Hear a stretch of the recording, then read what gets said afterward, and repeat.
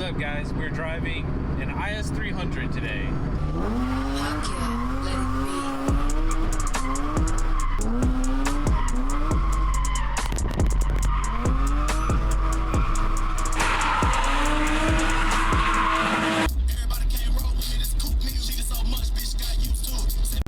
This should be a new one because I've never owned an IS300. This is CJ's car.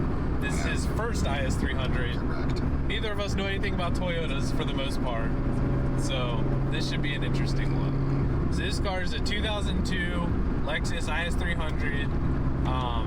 Comes factory with a 2JZ, not the cool one, but a 2JZ, which if you don't know, 2JZ, inline 6, 3 liter. This car is actually like kind of rare-ish because it's a manual car and they didn't make a ton of manuals. Correct. So out of the 90,000 IS300s that they made for whatever year range they made them for, they only made 13,000 manual cars. So this car actually being a manual IS300 is pretty rare in itself. And like when we go to car meets and stuff like that, I feel like majority of them are automatics. Yeah, and a lot of them are manual swapped, which is pretty cool. Yeah. But the cool part with these is, so this one, we haven't said it yet, but if you can't tell by the thumbnail, this one is a 100% drift car. Like street driven, but it's a drift car more than anything. So the cool part with that is, even though these transmissions are kind of hard to come by, they're a little pricey, I think, but the motors are a dime a dozen. Yeah. Because they came in literally every single Lexus ever. I think the not that you really want a W55, but I think those are pretty cheap, and then the 58s I think are like I don't know, like every trans to me is like $1,000. So like if it's less than $1,000 to me, it's a dirt cheap trans. So I think it just fits normal transmission prices. So this thing's on Silver's Neo Max coilovers. I don't know anything about those, but I guess they're pretty decent. Fancy.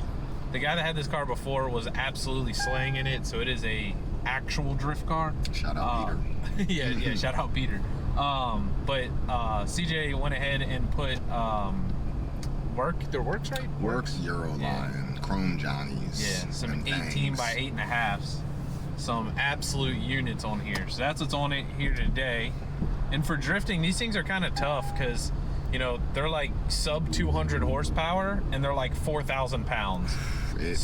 Yeah, it is. I had a time like drifting it. Great drift car. They obviously do the thing very frequently. I see people all the time drifting them. But I came from an LS240, which was like real life car X drifting. Like you can just hop in it. It's like using a controller to drift. This actually takes like balls. Like you have to pin it, like come at it with speed. It's like different than Miata again. It's like literally drifting a 4,000 pound Miata. Like I know it's not at all, but like that's how it feels to me. Like no power until you're in the power, and once you're in there, like you got to stay in it.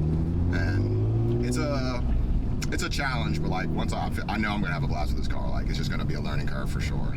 This thing's set up all the way. It has all types of like different suspension adjustments he can do. It's got a handbrake in it. It's got literally everything. It's an actual drift car. So I know I keep saying that, but quite literally what it is. If you look on the outside of the car, it's all like not banged up, but like it's got some love scars for sure. It's seen some stuff. It's seen some stuff. So it's got the overs in the back. It's got like widened front fenders on it, fiberglass johns. It's got like fiberglass front bumper and all that stuff. So it's all kitted out. It just really just needs paint. Like I feel like with a paint job, this would be like an absolute killer car. Oh my god, I can't wait! I'm so excited.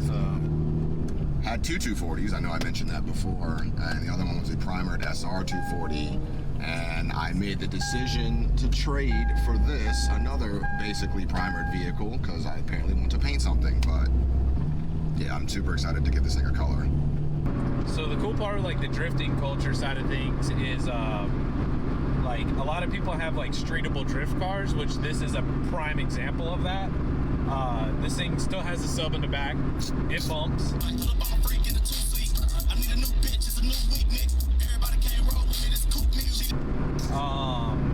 And it's just like overall it's a cool looking car. Like there's like different styles of drift cars that people do, And like, you know, you get the missiles where it's like, oh, I'll just throw stock wheels on the back and go crash into a wall and not care.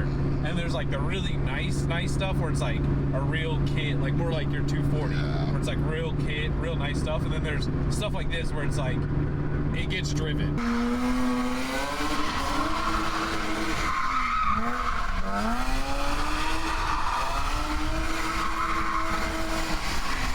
Like, it is built to be driven on the street, on the track, wherever, it doesn't matter.